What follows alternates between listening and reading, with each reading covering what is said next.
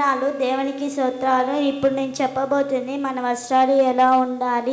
సియోనులో దుఃఖించు వారికి ఉల్లాస వస్త్రము ధరింప చేయుటకును భారభరితమైన ఆత్మకు ప్రతిగా స్తుతి వస్త్రములు వారికి ఇచ్చుటకును ఆయన నన్ను పంపి ఉన్నాడు. యెషయా 61:3 ఆమె ధరించుటకును ప్రకాశం నిర్మూలమైన సన్నపు నరబట్టం ఆమెకి ఇవ్వబడును. అవి పరిశుద్ధులు నీతి క్రియలు. ప్రకటన 19:8 నేను నీతి వస్త్రముగా ధరించుకోండి కనుక అది నన్ను ధరించండి. నా న్యాయ ప్రవర్తన నాకు వస్త్రం పగియు ఆయను.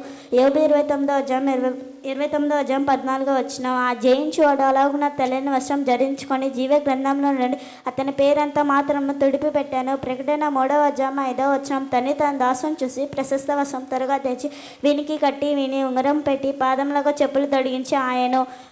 లూకా 15:22 దిగంబరన ఏంటి నాకు బట్ట ఇచ్చి ద్రోగ్య ఏంటి నన్ను చూడవచ్చు సరసాలు ఉంటిని నా ఎద్దకు వచ్చింది. మత్తయి సువార్త 25:36 వీరిని నీ వస్త్రపు చెంగు మాత్రం ముట్టనీయమని ఆయనను వేడుకుంటుని ముట్టిన వారందరూ స్వస్థత పొందారు. మత్తయి సువార్త 14:36 ఆయన రక్షణ వస్త్రము నాకు ధరింప చేసి ఉన్నాడు నీతి అను పై బట్ట నాకు ధరింప చేసి ఉన్నాడు. యెషయా 61:10 సియోను లెమ్మో లెమ్మో నీ బలము ధరించుకొనుము పరిశుద్ధ పట్టణమైన యెరూషలేము నీ సుందర వస్త్రము నాకు ధరించుకొనుము.